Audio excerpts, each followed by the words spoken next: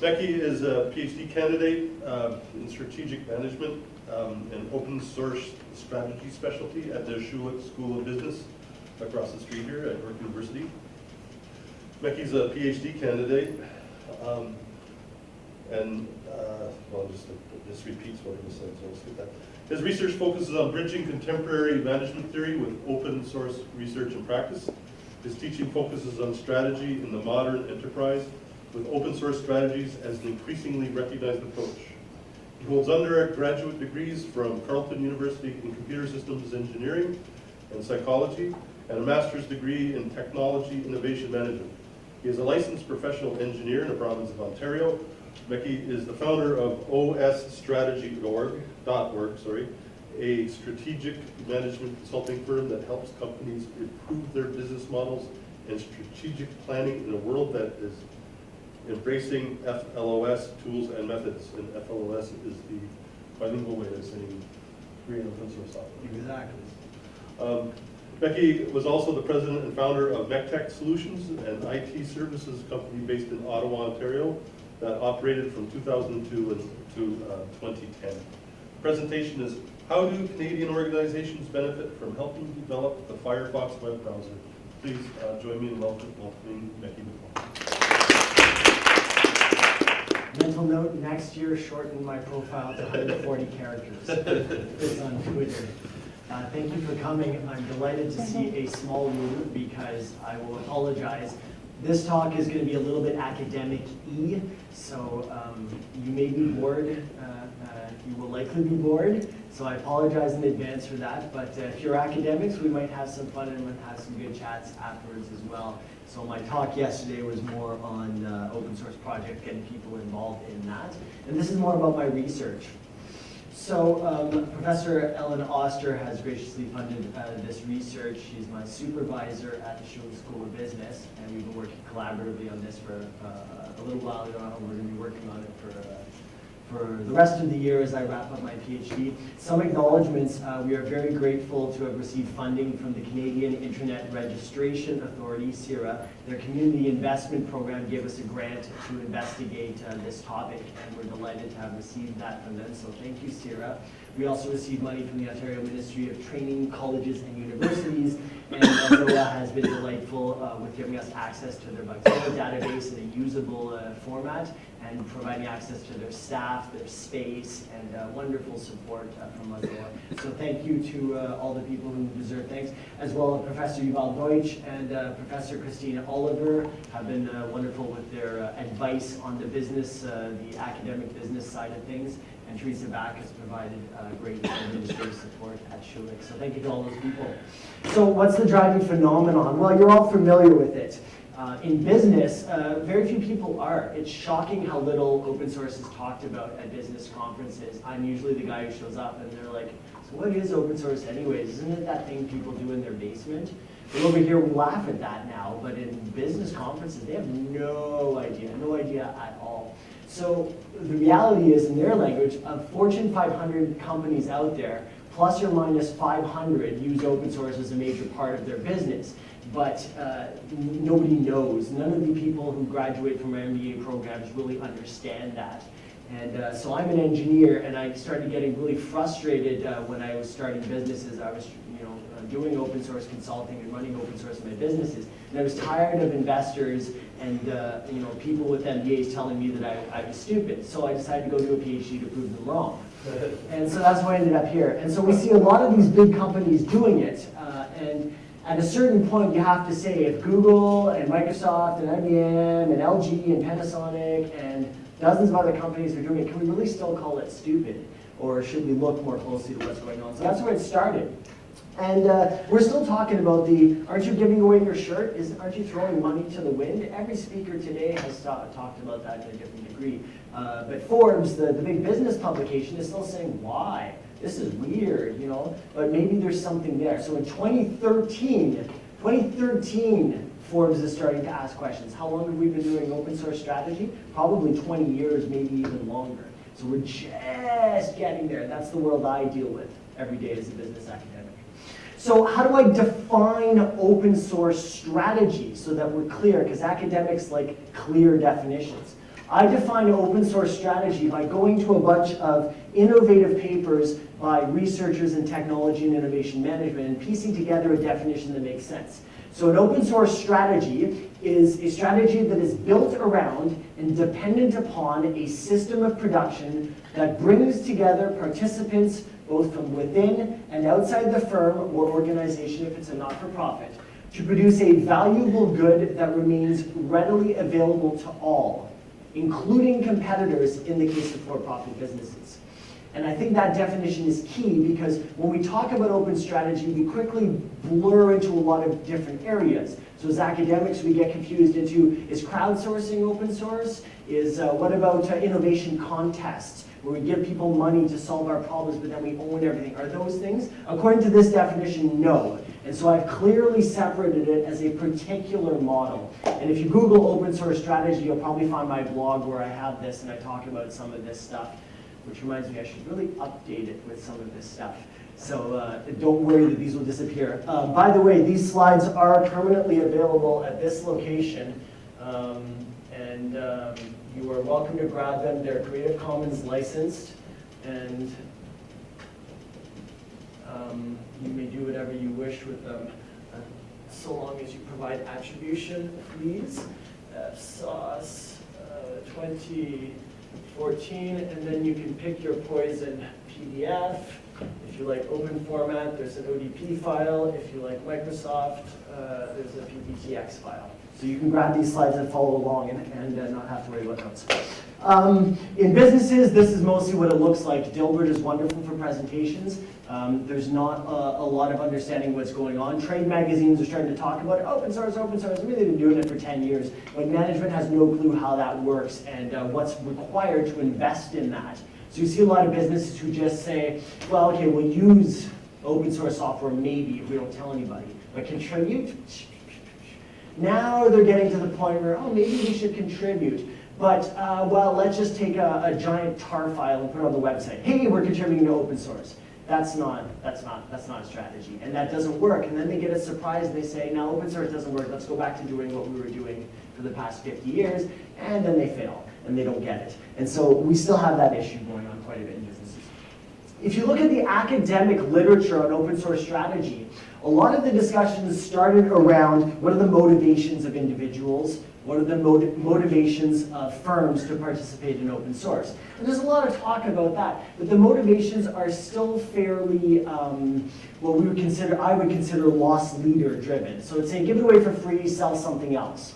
Yeah, okay, that's fine, but that's not really an open source strategy. That's a loss leader strategy. We already knew about that. The motivations of individuals we know a lot about in this community. It's about intrinsic reward, valuation, reputation development, network, scratching an itch, everything that Eric S. Raymond has talked about for many, many years, the Cathedral and the Bazaar. We know these things. And they're talked about a little bit in the business literature, but in those journals over there in Europe that nobody cares about in North America, which can be very frustrating. More recently, there's been some talk by Joachim Benkler at Harvard. He's a law professor, actually, who wrote one of the best strategy papers about open source strategy and published it in a law journal. And he talks about how the availability of cheap communication and the internet has made open source strategies a better mode of production than the market or the firm. And so he's talking about why do companies exist at all? The original theory of why businesses exist from the 20s. And he has said that open source is a new form of production that's more efficient than pure market transactions or pure production within a company. And he has really interesting arguments about that. So that's starting to get towards a strategy talk, and that's where I got really excited in my research. But I want to keep going on that. I want to see where I can go further. So I started to look at the core strategy literature. What we consider the top 5 journals in strategy, meaning if you don't publish in these journals, you don't get tenure in a business school. These top 5 journals. And what we found that there's very little talk about this, but very recently, there was a paper in 2013 in the Academy Management Review, which I consider the greatest paper on open source strategy since the Benkler paper 10 years ago. And it said that there are 2 primary reasons that organizations should sometimes consider an open source strategy when executing the strategic planning. The first one is that giving knowledge away, if the knowledge is what we call problem knowledge, which is defined as knowledge about current or anticipated technological problems for which the organization seeks others' support. If we give that away, we're going to get back a certain probability of the time solution knowledge, knowledge on how to solve certain problems, addressing a certain need or providing a certain function. And this is distinct from talking about pure innovations or products or improvements.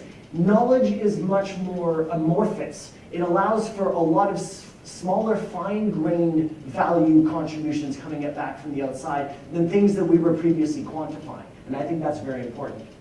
So that's one strategic discussion, because previously we only mapped knowledge flows inside of organizations. Very rarely did we map knowledge flows across organizational boundaries. And when we did it in what we called alliances or acquisitions. That's where it was kind of looking there.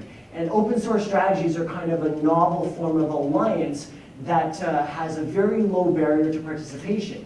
Alliances are typically formal, and lawyers write many, many, many pages in their documents for that alliance to make sure what happens. Open source is kind of the opposite. It's almost alliance by default. And so it's turned the literature a little bit on their head on the business side. The second answer to the question that provided, which I think is the most interesting, is they said, when an organization reveals knowledge to an open source project, another organization may adopt that knowledge, which we get. Why is that a good thing? Because by adopting the knowledge of the first organization, the second organization becomes more like the first organization from a knowledge perspective. We call that induced isomorphism. Isomorphism is an academic word to mean the same, looking like the same organization. Why would you want another organization to look like you? Why is that a good thing from a knowledge perspective? The answer is very simple. That is the foundation of competitive advantage, because nobody is better at being you than you. So pretty much by definition, any organization that is becoming more like you puts you into a strategic position that is superior to them.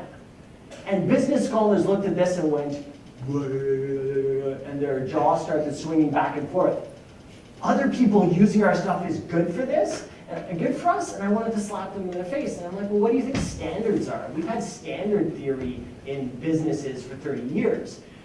The novelty here from standards is that he who controls the standards controls the money flow. It's a little bit different in open source because you don't need to control everything in order to make money. And that's where it gets interesting. What did they miss in this article? They say, reveal knowledge, you get something back. Reveal knowledge, other organizations become like you. But there was zero consideration of when that happened. Obviously, it doesn't happen all the time. How many people have put out bug requests and never get an answer? How many people start a project and it gets orphaned or forked or whatever? And so my research wants to zero in on what are the moderating factors that determine when, in fact, you put knowledge out there, do you get something back?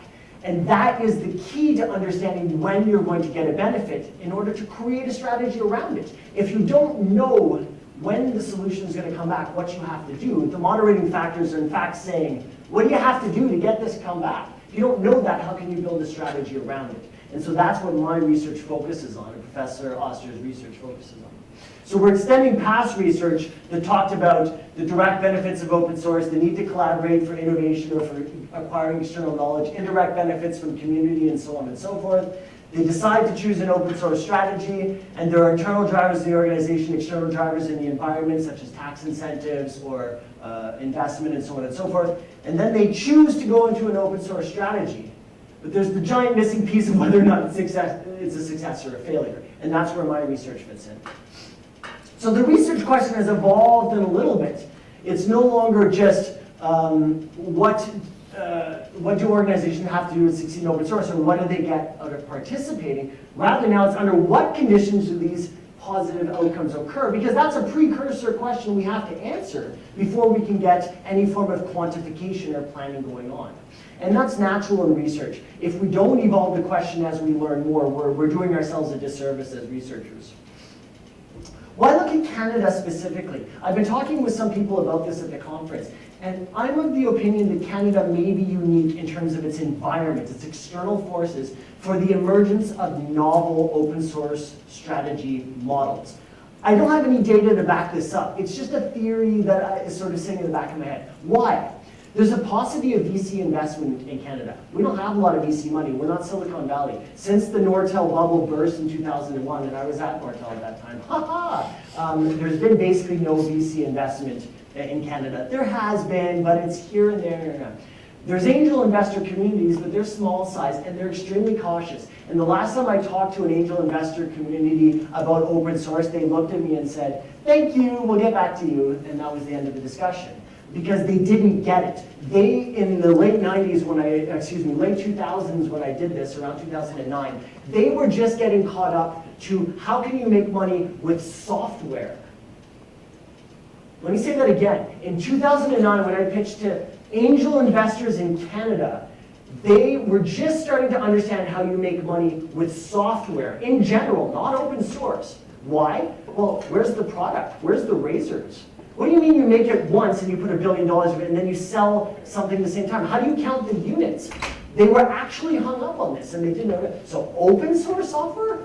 No concept. They thought it was crazy. Now we're getting there. But Canada was unique in that respect because VC investors in California were throwing money at these things. I mean, Red Hat success story. Red Hat's now worth $50 billion if you look at the stock market today. It wasn't worth that much in 2009, and it certainly wasn't worth that much when most of the academic papers about strategy were written. So there's still a big misunderstanding, and I think Canada's unique there. There's also some government policies focusing on job growth in the trades. And so we're actually pulling away from investment into the large corporations, the knowledge foundations that we used to have, and it's now creating a lot more smaller organizations. And open source fosters nicely in small organizations. Someone was saying 6 to 7 people is the magical number, and there's a lot of push towards small and medium enterprise. I don't like the trades part because they're saying we need plumbers more than knowledge workers, but that's my disagreement with the current head of the federal government, which is a whole different talk, so we won't go there. But nevertheless, there's a big push for small and medium enterprise in Canada, so I think that might be a ripe breeding pool for innovative strategies. And last, as you heard, CIRA and other innovative organizations are interested in this research. CIRA calls it Canada's internet economy, and thank you once again, they very generously funded me to say, how can we use this to help grow Canada's internet economy? They estimated that it's going to be $65 billion annually in the GDP in Canada by 2016, and 2016 is just around the corner. So how can we make that happen? So that's why I wanted to focus a bit on Canada. And because it makes it look better for the grant too, because CIRA is Canadian focused. I also have the data to access specifically on the Canadian focus, so I will talk about that in a second. Why look at Firefox? There's a lot of really good reasons there, and you know most of them. It's had a consistently higher share of the browser market of Internet Explorer since 2009, and so there's this recency effect for open source strategies that is now pushing towards Firefox and companies built around that. And it's had a huge share since its initial 1.0 release 10 years ago. And by the way, the 1.0 10-year party is going to be coming up in a couple of weeks. That's really soon. 10 years since Firefox. Can you believe that? It's crazy. I would say that it has a major impact on the internet economy, no question. The release of Chrome changed the balance of power on the web. So that's really interesting from a strategic perspective. What goes on between Chrome and Firefox, I think, is of great strategic relevance. So that makes Firefox great. Mozilla's Toronto office is the second largest in the world, and they have great people there, and I've had beers with many of those people, so I have access, and they've been very kind with that. And there's been a lot of spin-off projects in Toronto and in Canada built around the Firefox ecosystem. So I think it's worthwhile to look at. And lastly, the Bugzilla database is open and available, and they're friendly to academics, and access to data is a huge headache for most academics. So that availability was really good for me as well. So what is the data source? You're probably all familiar with Bugzilla roughly. Let me tell you a bit what it looks like from an academic perspective. It's what we call a longitudinal database, meaning it's not just data at one point in time, it's data spread over time. And that allows for statistical analysis that's a lot more powerful. So longitudinal databases are actually rare in business. And when they're available, they're extremely expensive because the things that you can do with them, what you can learn from them are huge. So it's got more than 15 years of data in it. The current version I have ends in 2012, but Mozilla's probably going to give me an up-to-current version. So we have a lot of data in there. It's the largest single data source for the development of Firefox from its inception to present. There are other data sources, but researchers who have attempted to put Bugzilla together with other data sources, such as the code repository, find that you then get a blurring problem, where matching the pieces is actually really difficult, and so it lowers the accuracy of what you're doing. And so I decided to focus on a single data source to make sure that I didn't have to deal with merging accuracy problems with the databases. Business scholars don't know anything about this and don't care about it anyways, so it's not a really big deal from the business publishing perspective. Finally, it has a really cool feature. Every registered user has an email address, and that email address is public. It's part of the database. It's not necessarily uniquely identifiable, but it's good enough. And every email address has a domain name, so I can cleanly pull out all the email addresses from a .ca.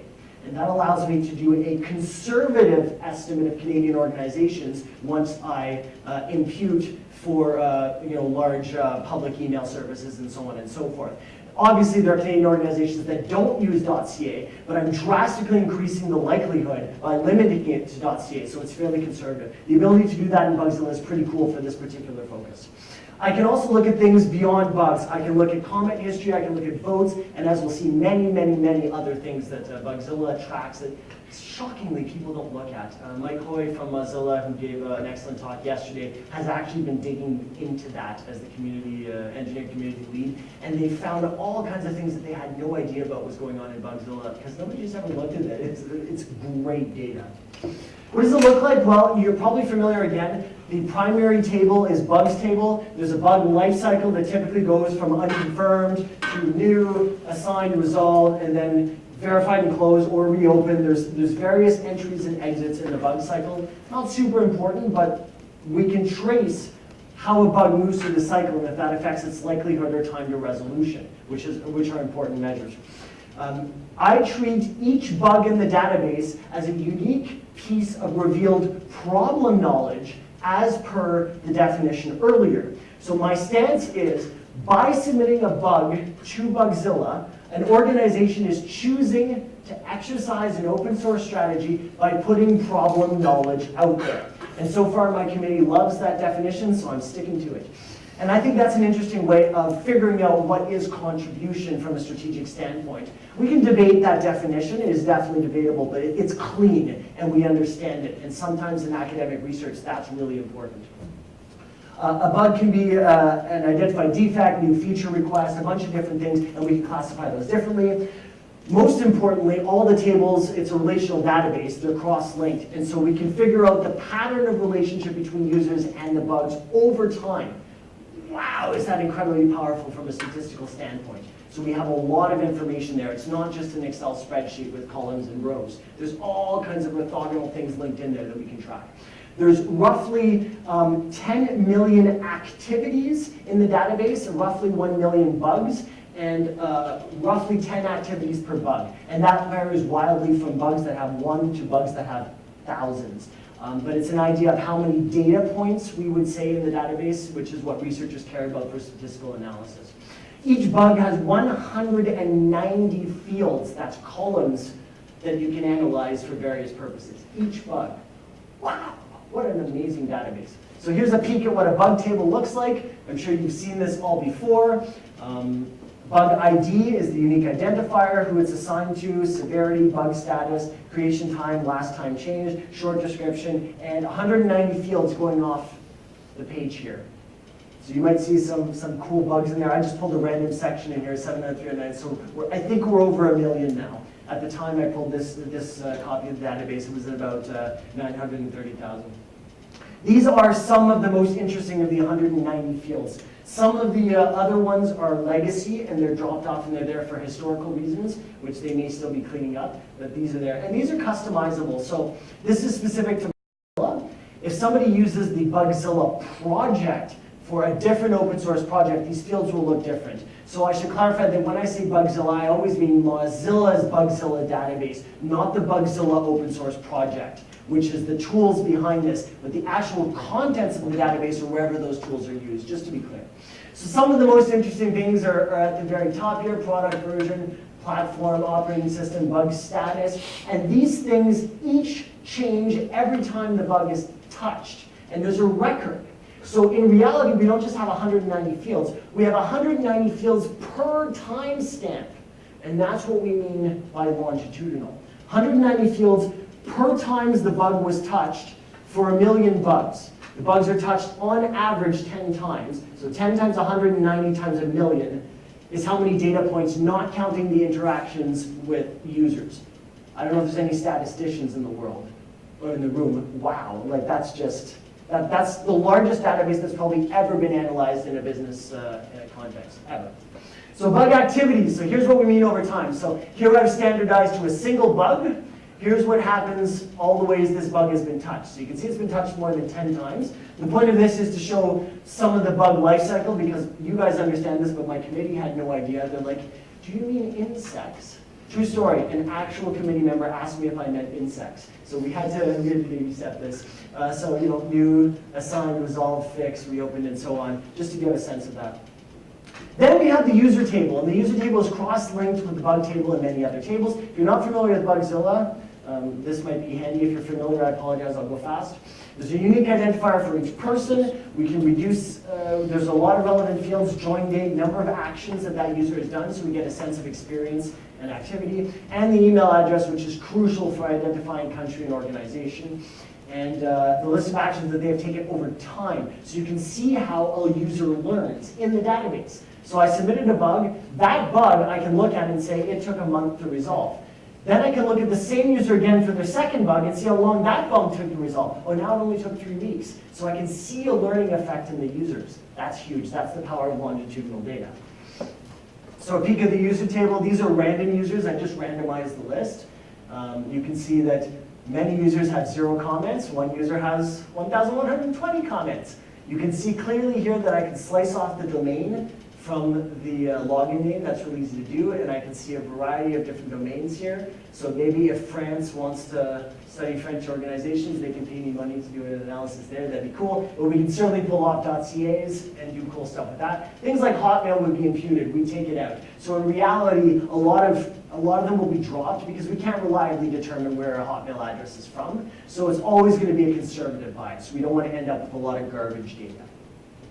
Here's one user, so it's user 422. If anybody knows who user 422 is, that'd be kind of cool. His email address kind of gives it away. This is some of the things that this person did on these various bugs at various times. So you can see the bug IDs, the actions, the various things that were done, what was changed. This actually goes off quite a distance, so this is the user activity table. Which of the many variables are relevant? That is a very, very good question. Everybody wants to know what determines how fast a bug is closed. What determines the likelihood that a bug is closed? Thankfully, in academia, we stand on the shoulders of giants. That's what we do. It's kind of like open source. And so I went out there, and I didn't go to the business literature. I went to the tech literature. And I searched for all the possible reasons that might lead to a bug getting resolved faster. And I found over 50 answers according to different published peer-reviewed articles in technology publications. And these are some of the 50. These 50 were described in such a way that when you operationalize them, which means translate them from a concept into what you're actually going to measure in the database, operationalize, there's 160 possible different ways that you can operationalize these 50 factors. So in other words, we have a brief idea, but we really have no clue. We know maybe 6 of them for sure, but we don't know how much the other things are affected, especially over time.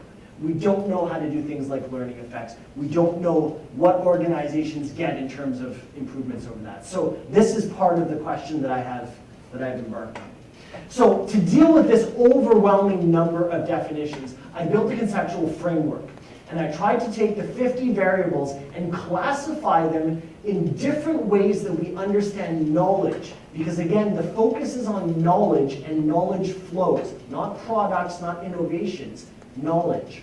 And so there's a number of different ways that we understand knowledge, and I clustered these factors in there so we can get a better sense of them. And I turned them into hypotheses.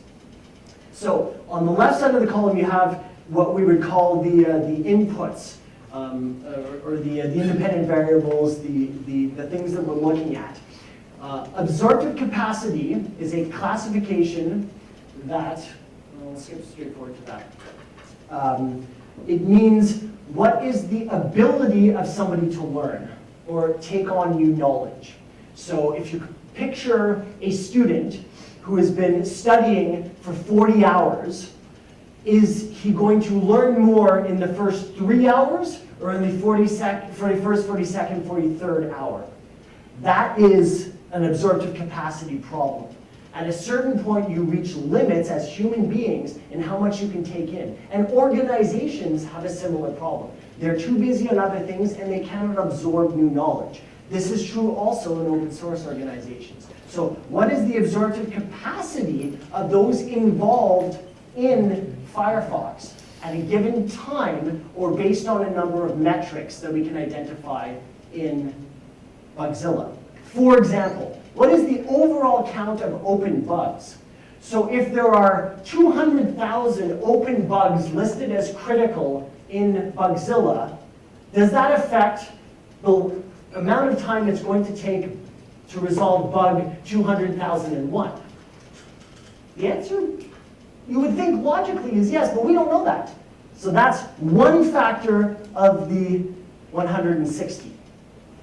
2, what are the bugs open for the same product specifically? Does that matter? So now we have an interaction effect, open and product. Dropping down, what is the number of bugs filed recently? So do we have time windows? If some of those bugs are really old and they're forgotten, maybe they're not affecting the absorptive capacity. If there are a lot of bugs in a quick time window because somebody crashed Twitter during the World Cup to jump on the keynote, maybe that affects absorptive capacity, and so on and so forth. I'm not going to go through them all, we'll be here all day. And so the different factors I've broken into sub-factors here to try and cluster these 160 into the 50. So these are the things identified in the literature. These are the operationalizations. My committee looked at this and said, awesome, let's talk about this later. We really haven't gone into a lot of detail there. Number 2, I'm just going to go high level now. Codifiability, causal ambiguity. What does that mean? To what degree can we describe the knowledge, and to what degree can it be understood by another person? So certain forms of knowledge can't readily be translated, can't readily be written into a bug. One of the limitations of Bugzilla is that you can only do what the fields permit. So certain things cannot be codified, and maybe that's a limitation.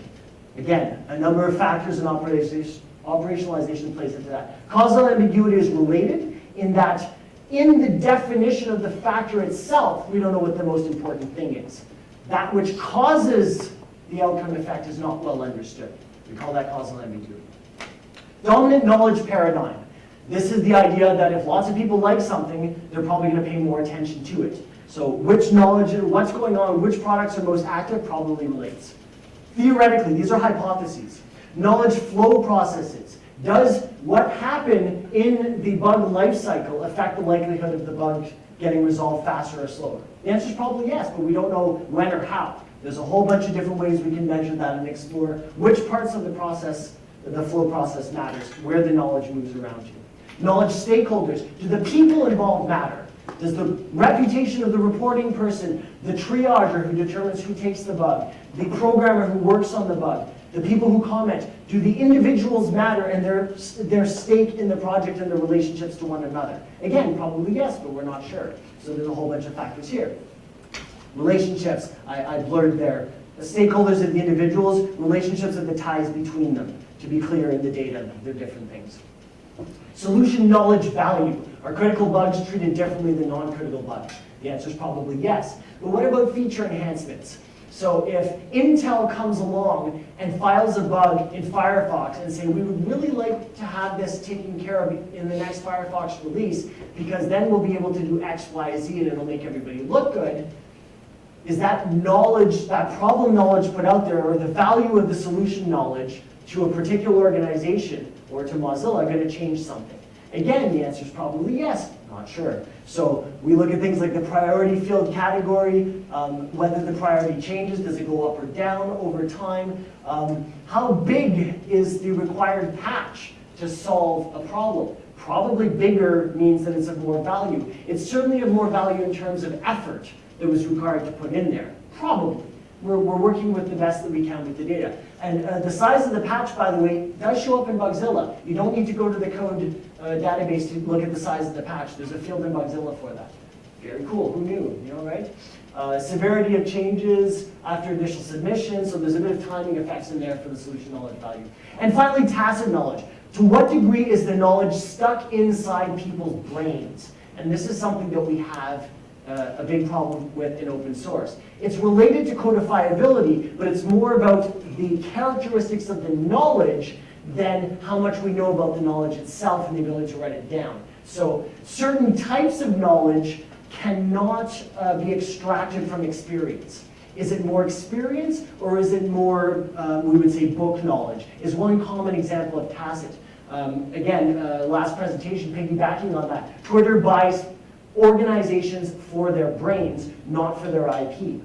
That's because they know the people that they are buying in that organization have a lot of tacit knowledge and that that's valuable to Twitter.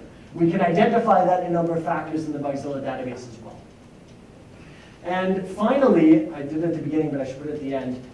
What are the outcomes that we're looking at? So what are the dependent variables? So we described them earlier. We said it's the emergence of problem knowledge and the adoption of that knowledge by other organizations.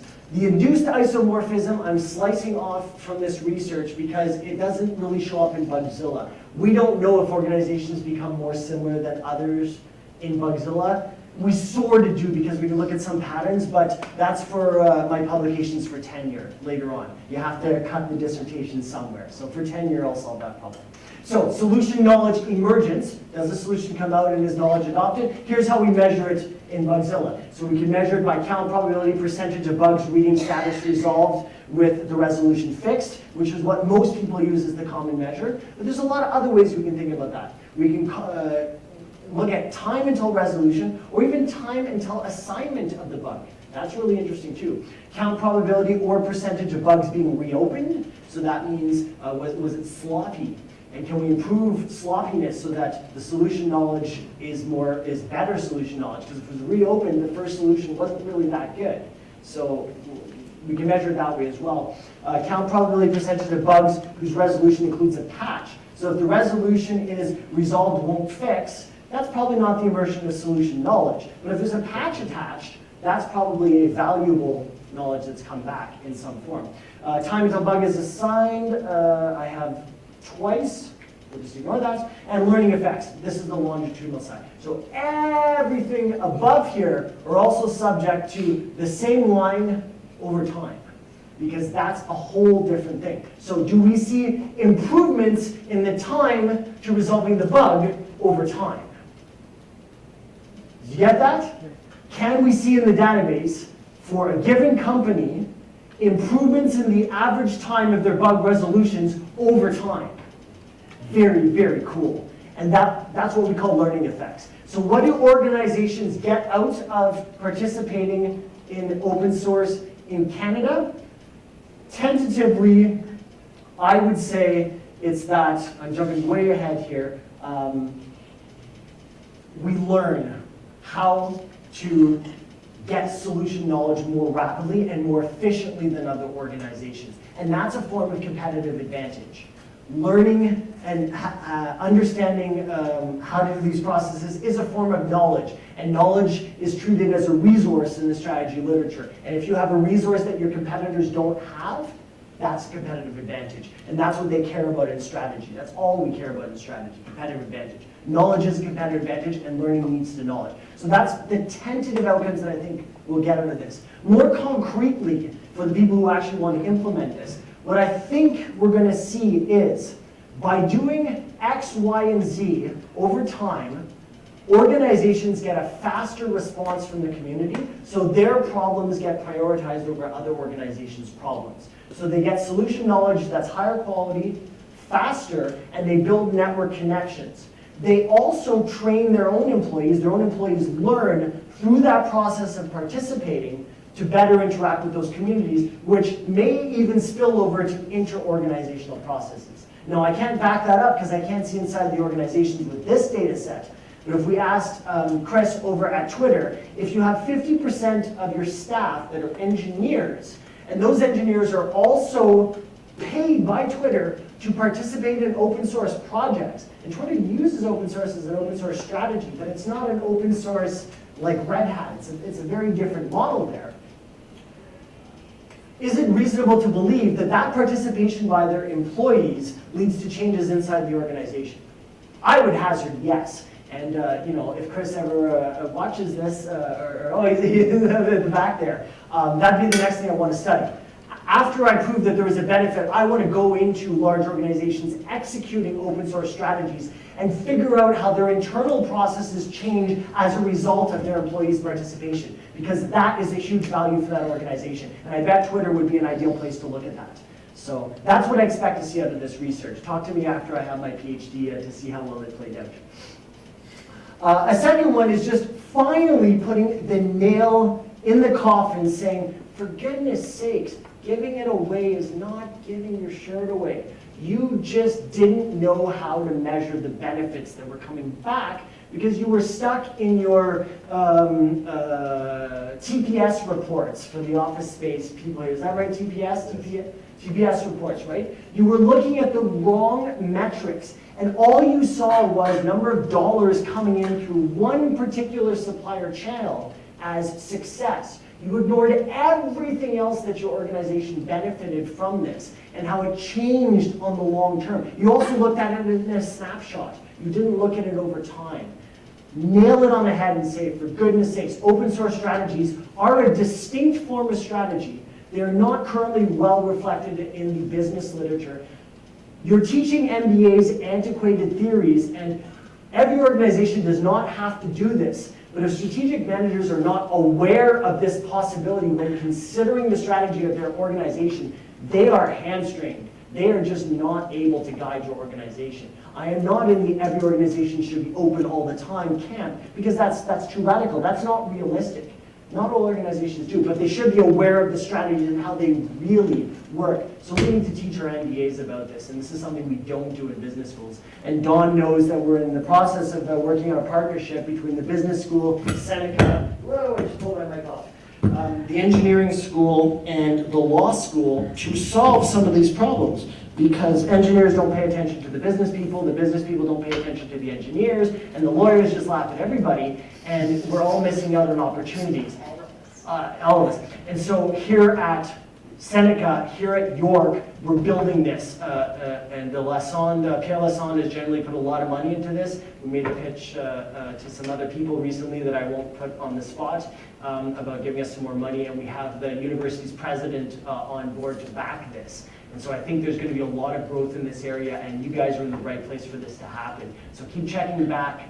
Seneca is, I think it's public knowledge, is going to be putting out master's certificates programs in business, and there's going to be stuff like that going on looking at open source. And they're starting a master's in technology management, engineering management at the Lassonde School of Engineering that I promise you is going to have an open source stream, because there's a good chance I'll be teaching a number of the courses there. Not guaranteed. I'm still waiting for the job offer, but we'll see. So a lot of stuff is happening in this area. It's an exciting time to be doing this kind of research, and it's an exciting time to be participating in organizations that are forward-thinking. And if you look at my Twitter feed, I nudged a couple of organizations that I think are forward-looking to get involved right now. And I think those organizations are the ones that are going to step up in Toronto specifically and in Canada more broadly to make this happen. So that's what I think is going to happen on a practical basis. On the academic side, there's a lot of nitty-gritty stuff that has to happen. I have to do, again, if there's statisticians, I'm doing panel regression analysis, I'm doing factor and cluster analysis, and a bunch of interesting different things depending on what form of the data I'm looking at. But only the academics and my dissertation committee really care about that. It doesn't have as much of a practical. impact. So to wrap up, and then we'll do some questions. The Canadian context, I believe, is unique in this respect for the emergence of novel open source strategies. And in fact, I'm issuing a call to those of you who work in organizations that are implementing some form of open source strategy. And it does not need to look like any other form of open source strategy. In fact, the more radical, the better. I am going to be editing a special issue of the Technology Innovation Management Review, which is a journal on open source strategy, mostly in the Canadian context. And so if you work for an organization that does cool stuff like that, I would love to have you write an article for this special issue. Talk to me afterwards, or if you're online, send me an email, and I will set you up for that. It's great publicity for your organization. It's a great way to build network contacts in the open source sphere, so you get something out of the time invested in it. And if I met you at FSOSS, I'm the editor, so I am quite happy to help push you to the top of the pile for articles that are considered. So I think the Canadian context is going to be interesting there. So the summary of this talk, to go back to the title, I believe that Canadian organizations benefit from participating in open source projects by, rather than just using open source, by extracting solution knowledge more efficiently than their competitors if they're for-profit firms, or by developing networks more efficiently if they're not-for-profit organizations, and by inducing isomorphism in their competitors so that they are the best at being them and others are always trying to play catch-up. I also believe that there are probably learning effects in there that help reshape the organization and improve internal processes in the organization that they otherwise would not have access to. So participation can be looked at not as giving it away for free, but as a very, very specialized form of applied training for your employees. That's a lot cheaper than traditional training. Sending your employees away on a 2-week course somewhere is really expensive. Having participated in open source, learning on the job, doing something that's also beneficial for the organization's needs, has learning effects as well. So maybe we should start looking at it as a form of training or some other way that we're not considering it currently in organizations. And finally, I believe that the key knowledge factors in terms of what leads to these things actually happening when you execute this strategy is absorptive capacity, codifiability, dominant paradigms, flow processes, stakeholder relationships, solution value, and tacitness. And Firefox is awesome. No questions there. All right, thank you very much for putting up with my academicness. I would love to have a discussion, or we can just laugh at the XKCD. Thank you, by the way, Randall Monroe. I've been borrowing your XKCD strips for so many presentations over the years, in case he ever watches this. Questions, comments, please. So you seem underneath it to be implying that open source strategies could be applied to things that don't involve software. Absolutely. All right. Do you have some examples of that in industry or things that you see could happen that isn't, how does a marketing department make use of open source strategies without any software involved? Well, everybody in the world uses software. So I mean, as in not developing. Software. They're not contributing to software. Like they might be using software. They might be using open source software as a tool. But as a marketer, you don't care whether or not it was open source software. Right. You're trying to do your job. So Yeah. how do open source strategies? So let's go back to the definition. That's a really good one. Let's go back to the definition and let's see how we do that. So the definition of open source strategy is a strategy that is built around and dependent upon a system of production that brings together participants both from within and outside the firm to produce a valuable good that remains readily available to all. Now, this is at the organization level as an organization strategy. But let's do a thought experiment. Let's take it down to the department level. So you said marketing. So let's say marketing as an organization within an organization wants to execute an open source strategy. So what does marketing produce? Because it's about a system of production, not software. The system of production. What does marketing produce? Jump in. This is a discussion. Ads, okay. What else? Brand knowledge. What's brand knowledge? Knowledge of your brand, that mind space of the product they're trying to sell. They're trying to get public mind space around. Okay, define mind space. If you use big words, you have to define them. Uh, We don't do jargon. Awareness of. Okay, brand awareness, in the okay. consumer product space, Okay. buyer awareness, sure. Okay, so you both basically said sort of the same thing there, right? What are ads for? Ads are to create awareness. What are we creating awareness of? Your products, your, whatever it is you're trying to sell. Okay, whatever it is you are Be it a- trying to Be it a sell. physical product or an idea or whatever. Okay, are ads the only way to do that? No. What are other ways to do it? Word of mouth. Word of mouth. What else? Any form of press coverage. Press coverage? Great. Any form of industrial knowledge, right? Like being present at conferences and that sort of thing. Okay. Conferences. Okay, sounds good. Keep To going. an extent, social media and social networking, of course, that Social kind media, of social fits right networking. in there. Okay. What you just described basically is open source community management. It is exactly the same thing. You are fostering a community around a product or service. Whether that product or service is licensed under the GPL is irrelevant. You are using the methods that we understand for shared development of something. It may be mind space. So Twitter is exceptionally good at this. They have created shared mind space around the Twitter brand. Chris said himself, and I laughed because it was delightful, that when Twitter first came out, I'm on IRC, leave me alone. Well, I actually said that on IRC at the time as well, and I still have the IRC logs to prove it. And I didn't get it. Now, I was complaining earlier this morning that my Twitter apps weren't updating fast enough, because we didn't get it. So in marketing, we can use open source methods and practices the exact same way that we promote any other product or service in the open source world. You foster a community around your brand and understand that as its own collective good. So how does Twitter do that? Back to the definition.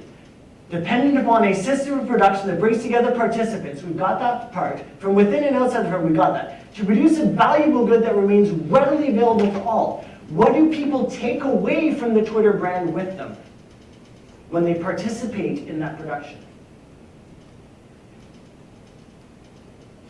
This is marketing 101, and you should not be expected to know it. They take away satisfaction. They take away life identification, they take away happiness, they take away a development of their person. And so if you watch Mad Men, how many people watch Mad Men? Okay, you watch some Mad Men. They say this all the time. Marketing is about making people feel happy about their lives. It doesn't matter what the product is. What does Apple sell? Apple sells the idea that life is good. What does Twitter sell? Twitter sells the idea that you're connected and people want to hear what you have to say. What does Facebook sell?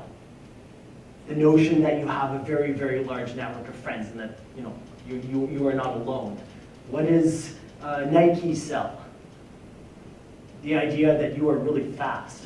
What is, but I'm not being facetious, right? People leave with these things when they participate in your brand's ecosystem, which is exactly the same thing that we leave with when we contribute to the Linux kernel.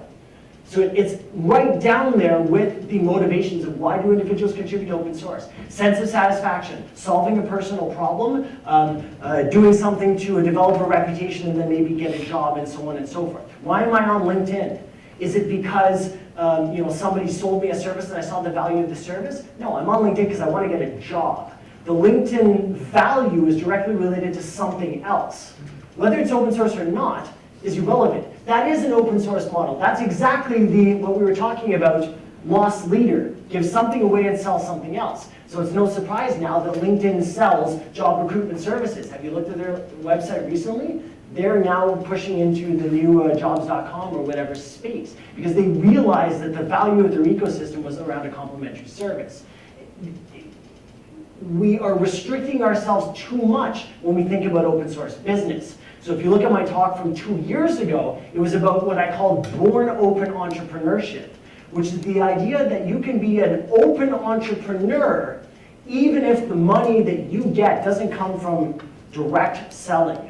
So Richard Stallman famously wrote in a number of his books that the only way that's acceptable to make money in open source, you can make money, but the only way is by selling CDs. And this made sense before the internet. He made a large amount of money by taking Emacs and putting it on a floppy disk and nailing that floppy disk across the world and charging a fee for that. He was not charging for the product as a closed copyright. He was charging for the service of putting it on a disk and mailing it across the world. In the internet era, that's irrelevant, which goes back to the Joachim Benkler piece about how cheap communication and interaction has changed how business models work. And we have to adapt with that. So how we think about open source business needs to adapt with us. And I argue that this definition is the starting point. And this definition, what's unique about it is that it's purely from the business literature. It is not from the technology literature. And so it avoids the bias of us as engineers to think in a very narrow fashion and to start looking in the business world. So that's a very, very long, convoluted answer to your question, which highlights the fact also that it's not an easy question. If you want somebody to implement an open source strategy in your organization, they have to be a professional in that. It is a profession to do that, just like a community manager is its own thing. If you take any engineer and say, you're now the community manager, your community is going to suck. But a lot of organizations do this. You need a professional who understands open source business models specifically if you want to make it work in your organization. And that was a subtle pitch for my consulting business, which is OS Strategy, for exactly that reason. And I believe that there is something of value there because organizations benefit hugely from that expertise. It is a complicated problem, and there is no straight answer. You have to sit and understand the business really well to be able to do something useful. I think I might be up, but Okay. people want to stay, maybe you should stay. You should. Sure, I'm happy to stay and chat. Thank you, everybody. Thank you.